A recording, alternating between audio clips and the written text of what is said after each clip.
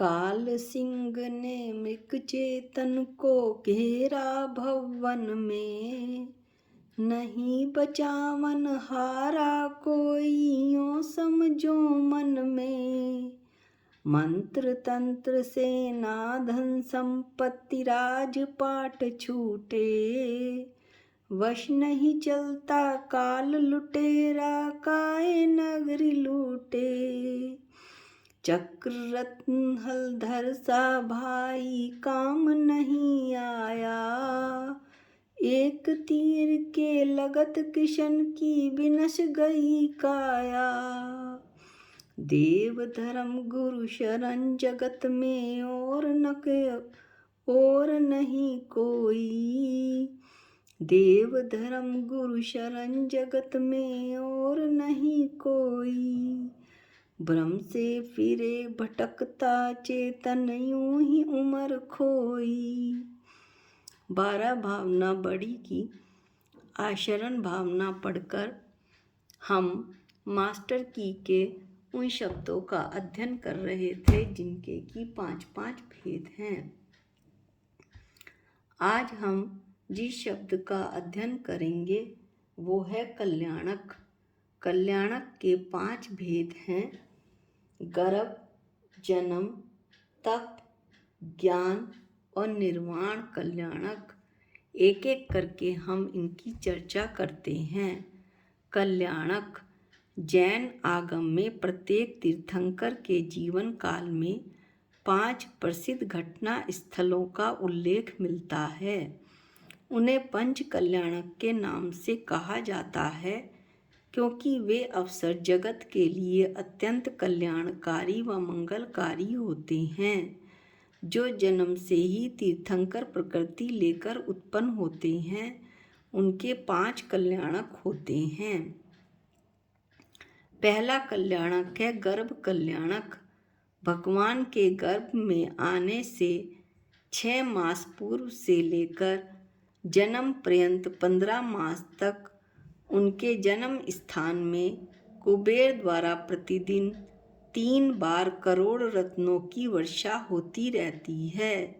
दिक् कुमारी देवियाँ माता की परिचर्या करती हैं। गर्भ वाले दिन से पूर्व रात्रि को माता को 16 उत्तम स्वप्न दिखते हैं जिन पर भगवान का अवतरण निश्चय कर माता पिता प्रसन्न होते हैं। दूसरा है जन्म कल्याणक। भगवान का जन्म होने पर देव भवनों व स्वर्ग आदि में स्वयं घंटे आदि बजने लगते हैं। इंद्रों के आसन कंपायमान हो जाते हैं जिससे उन्हें भगवान के जन्म का निश्चय हो जाता है कि भगवान का जन्म हो चुका है। सभी इंद्र व देव भगवान का जन्म उत्सव मनाने को बड़ी धूमधाम से पृथ्वी पर आते हैं। अहमिंद्र जन अपने अपने स्थान पर ही 7 पग आगे जाकर भगवान को परोक्ष नमस्कार करते हैं। कुबेर नगर की अद्भुत शोभा करता है। इंद्र की आज्ञा से इंद्राणी प्रसूति गृह में जाती है और माता को माया निद्रा से सुलाकर उसके पास एक मायामयी पुतला लिटा देती है और बालक भगवान को लाकर इंद्र की गोद में दे देती है, जो उनका सौंदर्य देखने के लिए 1000 नेत्र बनाकर भी संतुष्ट नहीं होता।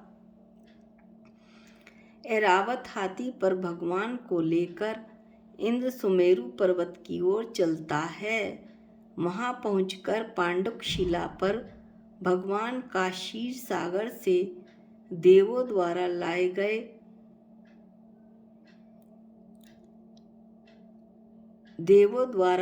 गए जल के 1008 कलशों द्वारा अभिषेक करता है। इसके बाद हम पढ़ते हैं तप कल्याणक।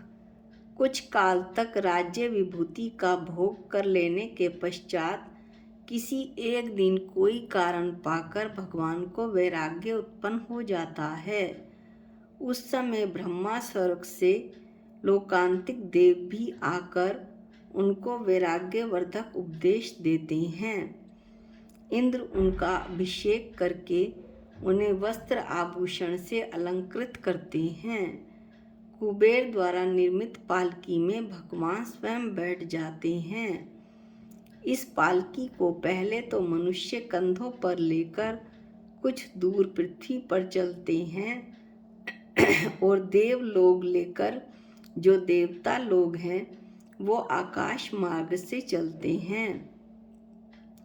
तपोवन में पहुंचकर भगवान अपने वस्त्र अलंकार का त्याग कर देते हैं, केशों का लुंचन कर देते हैं, अर्थात अपने केशों को उखाड़ देते हैं। इसे केश लुंचन बोलते हैं और दिगंबर मुद्रा धारण कर लेते हैं।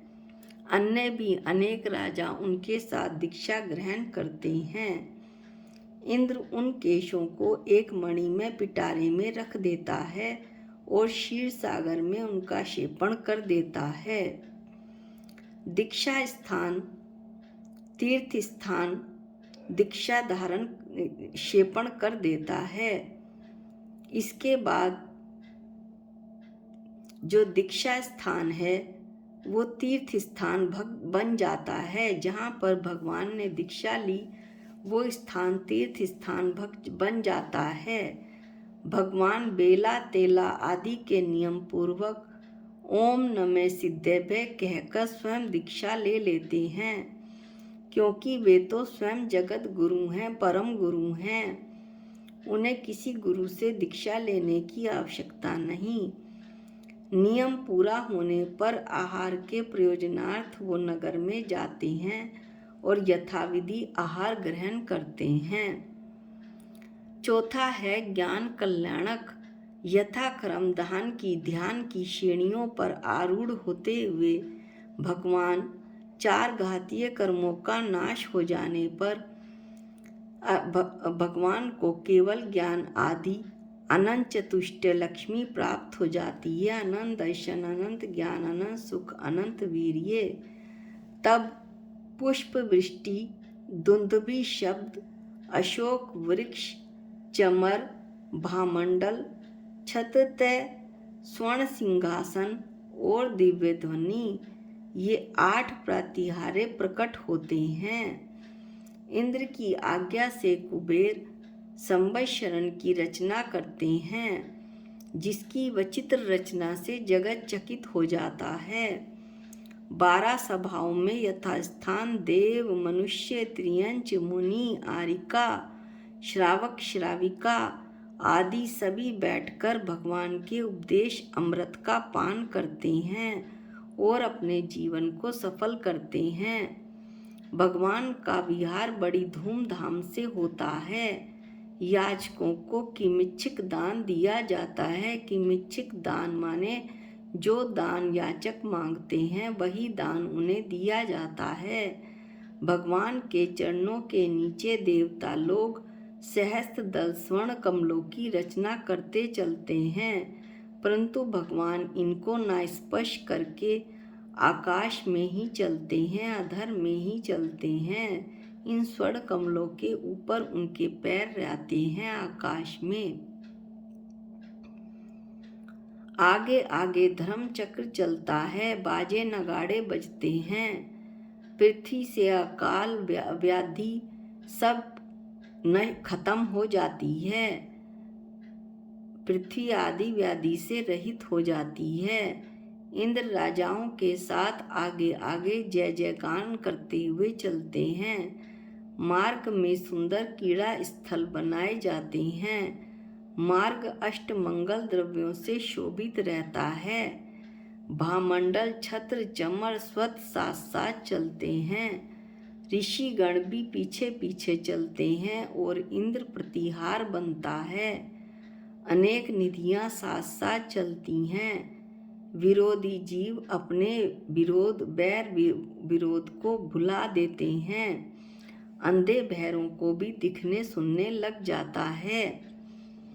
आखिरी और 5वां है निर्वाण कल्याणक। अंतिम समय आने पर भगवान योग निरोध द्वारा ध्यान में निश्चलता कर 4 आघातीय कर्मों का भी नाश कर देते हैं, अर्थात ध्यान में स्थिर हो जाते हैं और 4 आघातीय कर्मों का नाश कर देते हैं और निर्वाण धाम मोक्ष को प्राप्त होते हैं। देवलोक निर्वाण कल्याणक की पूजा करते हैं। भगवान का शरीर कपूर की भांति उड़ जाता है। इंद्र उस स्थान पर भगवान के लक्षणों से युक्त सिद्ध शिला का निर्माण करता है। इस तरह से हमने 5 कल्याणक पढ़े: गर्भ, जन्म, तप, ज्ञान और निर्वाण। आज के वीडियो में हम इतना ही पढ़ेंगे। अगले वीडियो में हम कुछ अन्य शब्दों को लेंगे, जैसे असाधारण भाव, अमूर्तिक द्रव्य, इंद्रिय जाति,